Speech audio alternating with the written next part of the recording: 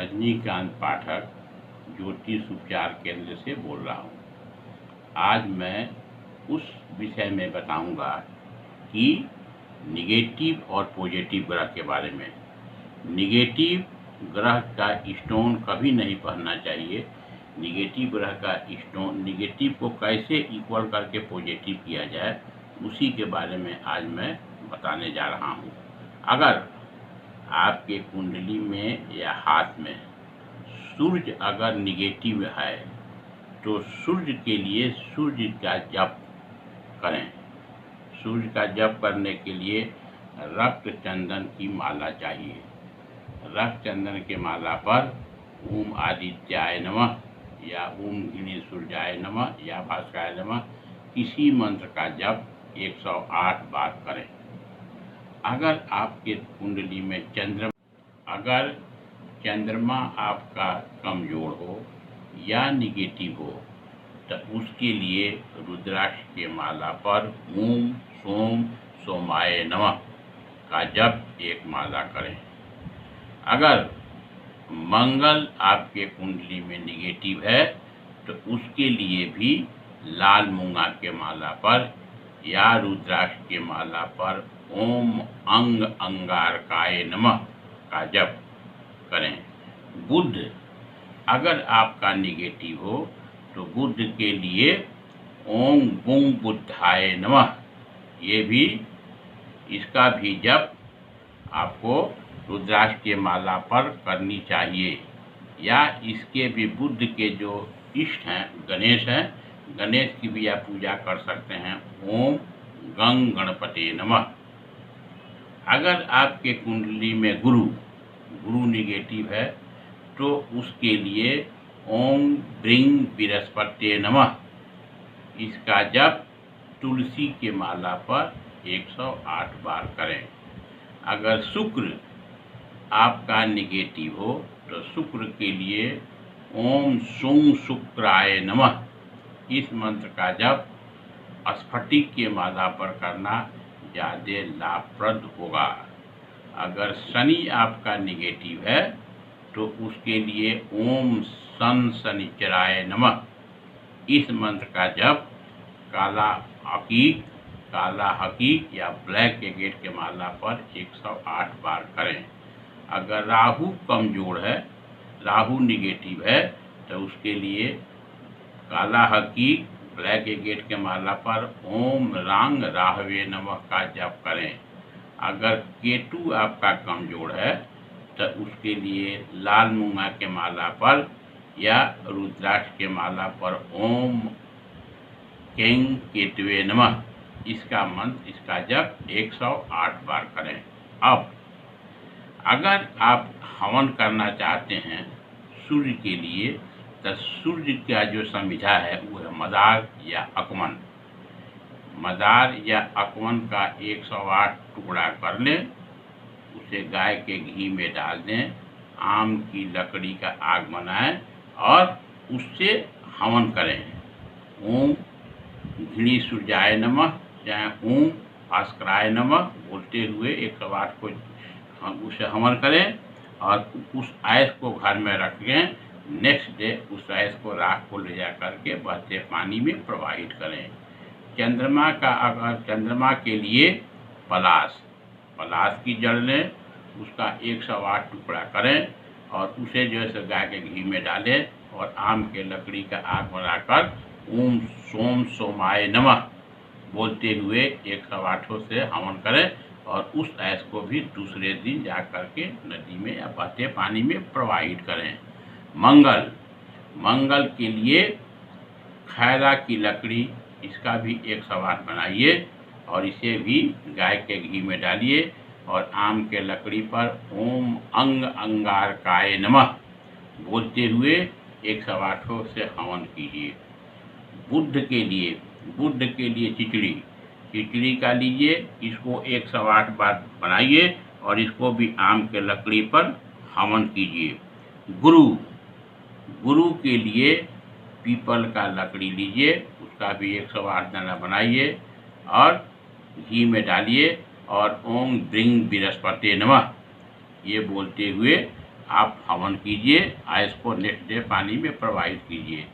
शुक्र के लिए गुल्लर या डूमर, इसका भी 108 काट कर कीजिए, गाय के घी में डुबाइए और आम के लकड़ी पर इससे भी मंत्र बोलिए, ओम सुंग शुक्राय नमः, ये बोलते हुए हवन कीजिए।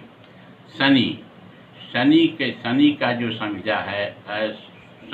संविधा है उसे बोलते हैं शमी। शमी का 108 टुकड़ा लीजिए, उसे गाय के घी में डालिए और आम के लकड़ी से उस पर हवन कीजिए और उसके ऐश को भी नेक्स्ट डे बहते पानी में प्रवाहित। अगर राहु आपका निगेटिव हो तो दुर्वा घास, इसका 108 लीजिए और 108 लेकर गाय के घी में डालिए और आम के लकड़ी के आग बनाकर इससे भी हवन कीजिए, ओम रंग राहवे नमः। अगर केतु आपका निगेटिव है तो केतु के लिए कुश, ये भी रखिए 108 को तोड़ करके घी में डालिए और आम के लकड़ी पर इसको हवन कीजिए और नेक्स्ट डे इसको बहते पानी में प्रवाहित कीजिए। ये सब करने से आपका जो निगेटिविटी होगा वो कम होगा। अब गुरु को बोलते हैं, गु माने होता है अंधकार और रू माने होता है प्रकाश। गुरु वही है जो आपको अंधकार से प्रकाश में ले जाए और उसी से मिलता जुलता है शिक्षक में भी 3 लेटर हैं। सी के लिए शिखर पर ले जाने वाला। 6 का मतलब होता है क्षमा का भावना रखने वाला और क का मतलब होता है कमजोरी को दूर करने वाला या कर्मयोगी बनाने वाला। तो गुरु और शिक्षक दोनों का मतलब करीब करीब एक ही हैं, इसलिए गुरु का भी कर्तव्य है, शिक्षक का भी कर्तव्य है कि किसी भी बच्चा को या बच्ची को या किसी भी आदमी को जो एडवाइस दिया जाए वह सही ही दिया जाए। सही अगर देने से आदमी के बॉडी में पॉजिटिविटी होगी। इसीलिए किसी भी रूप में आप किसी भी चीज़ को बताते हैं तो उसको सही बताने से ही प्रत्येक व्यक्ति को लाभ प्रदान होगा। अब पंचामृत का मतलब होता है 5। इसमें गाय का दूध, गाय का दही, गाय का घी, मधु और चीनी मिलाकर के पंचामृत बनाया जाता है, जो भगवान को प्रसाद रूप में चढ़ाई जाती है। अब पंचपल्लव का भी जो है सो पूजा में बहुत विधान है। पंचपल्लव में 5 तरह के पेड़ का पत्ता लगता है। फर्स्ट आम का, गुल्लर का, बर का, पकड़ी का और पीपल का। अब जब पहले के ज़माने में आदमी कोई गलत काम करता था तो हमारे शुद्धि के लिए ऋषि महर्षि बताए थे कि पंचगव्य का प्रयोग कीजिए, उससे आपको शुद्धि हो जाए। अब पंचगव्य गाय के भी 5 चीज़ों से बनता है। एक को बोलते हैं दूध, उसके बाद दही, उसके बाद गाय का घी, उसके बाद गौमूत्र, उसके बाद गाय का गोबर। तो किसी भी आदमी के पहले की जो युग थी उस युग में शुद्धि के लिए इस चीज़ को करने से आदमी का जो भी अगर गलत काम करता था उसकी शुद्धि हो जाती है। तो आदमी को जिस चीज़ को मैंने बताया है उसको आप कीजिए, करने के बाद से अपने पंचगव्य जो बताया हुआ है ये हमारे ऋषि महर्षि का बताया हुआ है, परंतु आजकल के युग में अगर कोई भी आदमी गलत काम करेगा तो उससे ये पंचगव्य से कोई फायदा लाभ होने वाला नहीं है, क्योंकि सूर्य के 2 पुत्र हैं और दोनों का कलर है काला। काले रंग पर कोई रंग नहीं चढ़ेगी। जब तक हमारा जीवन है तब तक शनि, और शनि की गणना 24 आवर्स तक होती रहती है। मर जाने के बाद यमराज का भी कलर है ब्लैक। अतः इस सब के पुराने ज़माने के करने के बाद भी आपको सफलता नहीं मिलेगी। ये आप अगर समझ रहे हैं कि मैं पंचगव्य खा लिया तो इससे हमारी शुद्धि हो जाएगी, इसके लिए सबसे ज़रूरी है अपना आचरण ठीक रखना, किसी दूसरे आदमी को तकलीफ नहीं देना, अपना जो व्यवहार ठीक रखना, संस्कार ठीक रखना, ये अगर आप कीजिएगा तो आपके लिए भी लाभप्रद होगा, साथ साथ दूसरे के लिए भी लाभप्रद होगा और शनि और यमराज दोनों खुश रहेंगे। अतः इसे अवश्य ध्यान दें। सूर्य के लिए आप सूर्य की सामग्री जैसे गेहूँ, गुड़, नारंगी रंग का कपड़ा और मेटल में तांबा, इसे सूर्य मंदिर में चढ़ाएं।